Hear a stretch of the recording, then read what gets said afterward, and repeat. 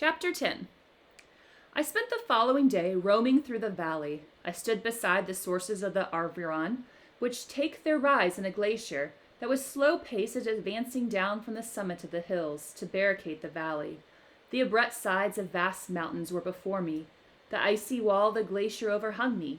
A few shattered pines were scattered around, and the solemn silence of this glorious presence chamber of the imperial nature was broken only by the brawling waves, or the fall of some vast fragment, the thunder sound of the avalanche, or the cracking reverberated along the mountain of the accumulated ice, which, through the silent working of immutable laws, was ever and anon rent and torn, as if it had been but a plaything in their hands. These sublime and magnificent scenes afforded me the greatest consolation that I was capable of receiving. They elevated me from all littleness of feeling, and although they do not remove my grief, they subdued and tranquilized it. In some degree, also, they diverted my mind from the thoughts over which it had brooded for the last month. I retired to rest at night, my slumbers, as it were, waited on and ministered to by the assemblance of grand shapes which I had contemplated during the day. They congregated round me, the unstained, snowy mountain-top, the glittering pinnacle, the pine woods, and ragged bare ravine, the eagle soaring amidst the clouds. They all gathered round me and bade me be at peace. So this first paragraph is just a continuation, really the last one, in terms of how he is feeling more restored the longer that he spends time in nature. But unlike the last chapter, this one is actually going to have some action in it. Where they had fled when the next morning I woke, all of the soul-inspiriting fled with the sleep, and dark melancholy clouded every thought. The rain was pouring in torrents, and thick mists hid the summits of the mountains, so that I even saw not the faces of those mighty friends. Again, indication of mood through the weather is a main words. It's what you see in a lot of Gothic novels. So here, Victor Frankenstein starts to get melancholy again, starts to get depressed again when it starts raining outside. So his mood is reflected in the weather. Still I would penetrate their misty veil and seek them in their cloudy retreats. What were rain and storm to me? My mule was brought to the door, and I resolved to ascend to the summit of Mountainvert. I remembered the effect that the view of the tremendous and ever-moving glacier had produced upon my mind when I first saw it. It had then filled me with a sublime ecstasy that gave wings to the soul, and allowed it to soar from the obscure world to light and joy.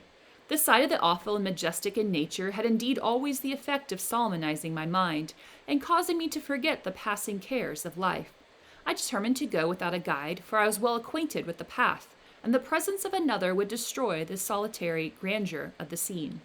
The ascent is precipitous, but the path is cut into continual and short windings, which enable you to surmount the perpendicularity of the mountain. It is a scene terrifically desolate. In 1,000 spots the traces of the winter avalanche may be perceived, where trees lie broken and strewed on the ground, some entirely destroyed, others bent, leaning upon the jutting rocks of the mountain, or transversely upon the other trees. The path as you ascend higher is intersected by ravines of snow, down which stones continually roll from above. One of them is particularly dangerous, as the slightest sound, such as even speaking in a loud voice, produces a concussion of air sufficient to draw destruction upon the head of the speaker. The pines are not tall or luxuriant, but they are somber, and add an air of severity to the scene.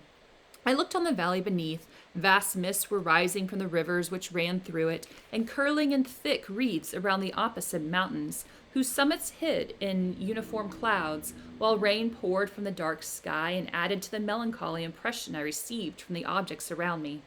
Alas, why does man boast of sensibilities superior to those apparent in the brute? It only renders them more necessary beings. If our impulses If our impulses were confined to hunger, thirst, and desire, we might be nearly free. But now we are moved by every wind that blows, and a chance word or scene that the word may convey to us. Here we have a stanza from a poem, and it's actually a poem that Mary Shelley's husband, Percy Shelley, wrote. I'm going to skip over it. It was nearly noon when I arrived at the top of the ascent. For some time I sat upon the rock that overlooks the sea of ice. A mist covered both that and the surrounding mountains. Presently a breeze dissipated the cloud, and I descended upon the glacier. The surface is very uneven, rising like the waves of troubled sea, descending low, and interspersed by rifts that sink deep. The field of ice is almost a league in width, but I spent nearly 2 hours in crossing it. The opposite mountain is a bare perpendicular rock. From the side where I now stood, Montanvert was exactly opposite, at the distance of a league, and above it rose Mount Blanc in awful majesty. I remained in a recess of the rock, gazing on this wonderful and stupendous scene. The sea, or rather the vast river of ice, wound among its dependent mountains, whose aerial summits hung over its recesses. Their icy and glittering peaks shone in the sunlight over the clouds. My heart, which was before sorrowful, now swelled with something like joy. I exclaimed, "Wandering spirits, if indeed ye wander and do not rest in your narrow beds, allow me this faint happiness, or take me as your companion, away from the joys of life." As I said this, I suddenly beheld the figure of a man at some distance, advancing towards me with superhuman speed. I wonder who that could be. He bounded over the crevices in the ice, among which I had walked with caution. His stature also, as he approached, seemed to exceed that of man. Remember, the creature is 8 feet tall. I was troubled. A mist came over my eyes, and I felt a faintness seize me, but I was quickly restored by the cold gale of the mountains. I perceived, as the shape came nearer, sight tremendous and abhorred, that it was the wretch whom I had created. I trembled with rage and horror, resolving to wait his approach, and then close with him in mortal combat. He approached. His countenance bespoke bitter anguish, combined with disdain and malignity, while its unearthly ugliness rendered it almost too horrific for human eyes. That's so sad. Again, he is the one that created it.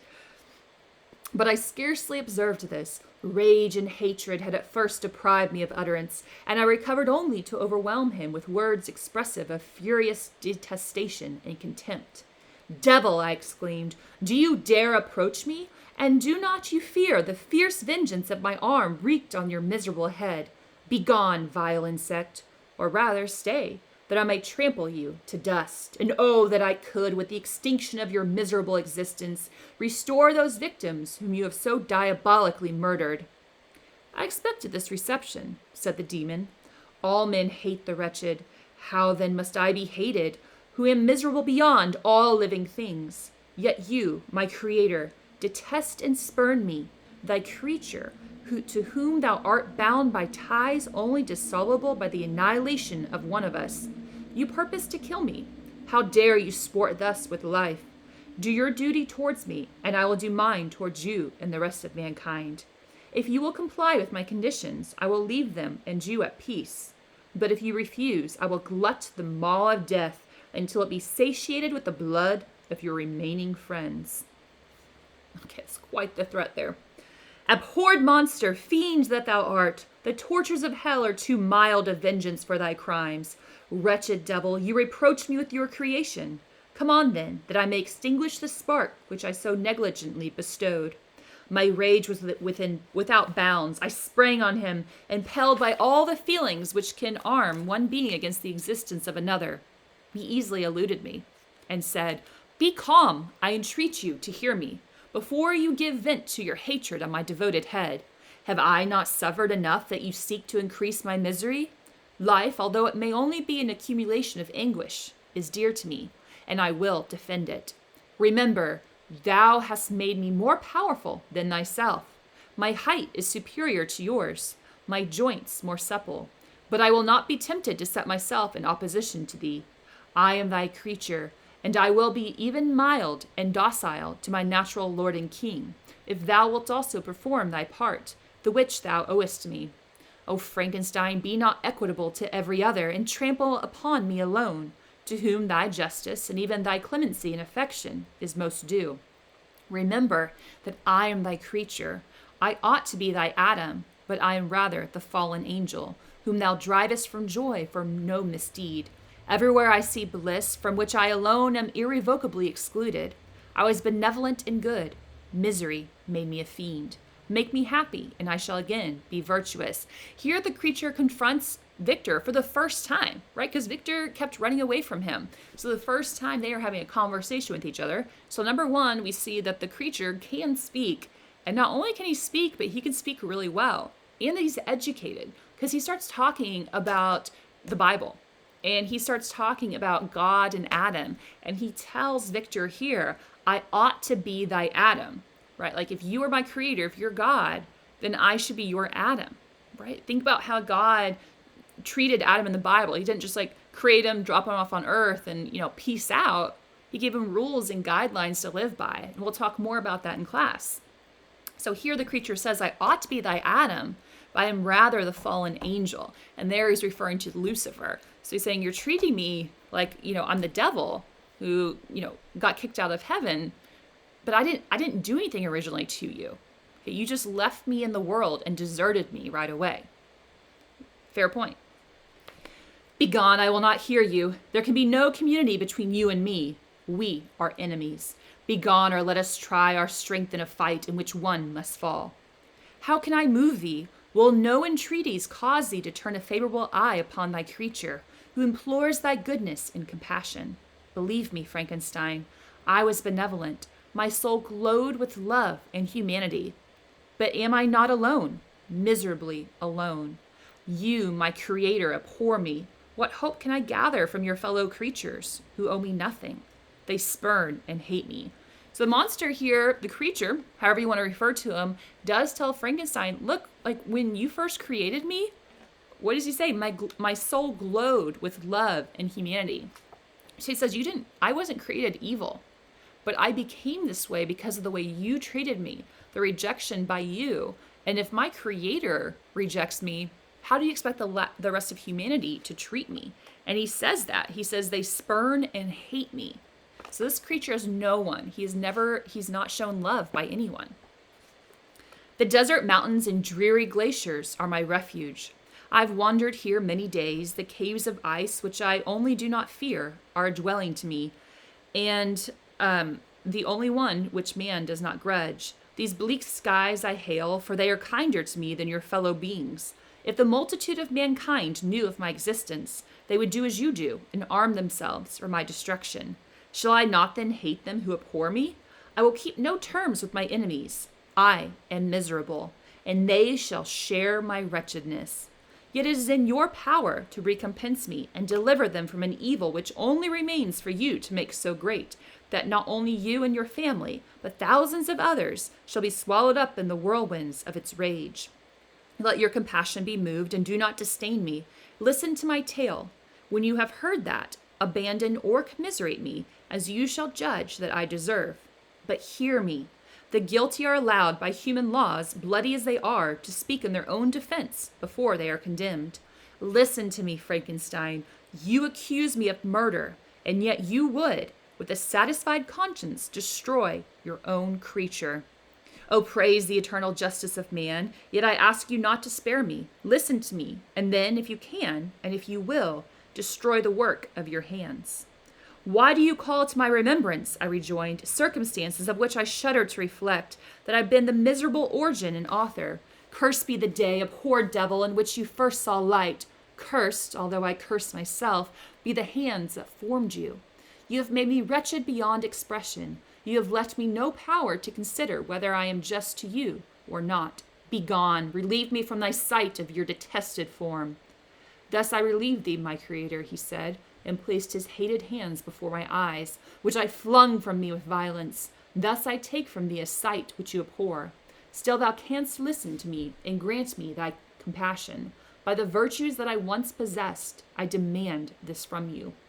Hear my tale. It is long and strange, and the temperature of this place is not fitting to your fine sensations. Come to the hut upon the mountain. The sun is yet high in the heavens, before it descends to hide itself behind your snowy precipices and illuminate another world. You will have heard my story and can decide. On you it rests whether I quit forever the neighborhood of man and lead a harmless life, or become the scourge of your fellow creatures and the author of your own speedy ruin. So the creature here tells Frankenstein, look, I have a deal for you. I'm staying in this hut up on this mountain. Come with me. Listen to my story. After you've listened to my story of what I've been doing since you abandoned me, he says, on you it rests whether I quit forever the neighborhood of man and lead a harmless life, or become the scourge of your fellow creatures, the author of your own speedy ruin. So he says, after you listen to my story, you're going to have a decision to make. And based on that decision is going to be whether I go live a harmless life or I continue my path of destruction. As he said this, he led the way across the ice. I followed. My heart was full and I did not answer him. But as I proceeded, I weighed the various arguments that he had used and determined at least to listen to his tale. I was partly urged by curiosity, and compassion confirmed my resolution. I had hitherto supposed him to be the murderer of my brother, and I eagerly sought a confirmation or denial of this opinion. For the first time, also, I felt what the duties of a creator towards his creature were, and that I ought to render him happy before I complained of his wickedness. Right, so something the creature says here has moved Victor, because look at that line again. For the first time, also, I felt what the duties of a creator towards his creature were, and that I ought to render him happy before I complained of his wickedness. It's the first time he's actually feeling like a creator and feeling like he owes something to the being that he created. These motives urged me to comply with his demand. We crossed the ice, therefore, and ascended the opposite rock. The air was cold, and the rain again began to descend. We entered the hut, the fiend with an air of exultation, I with a heavy heart and depressed spirits. But I consented to listen, and seating myself by the fire which my odious companion had lighted, he thus began his tale. So in the next chapter, we're going to hear from the creature and where he has been this whole time.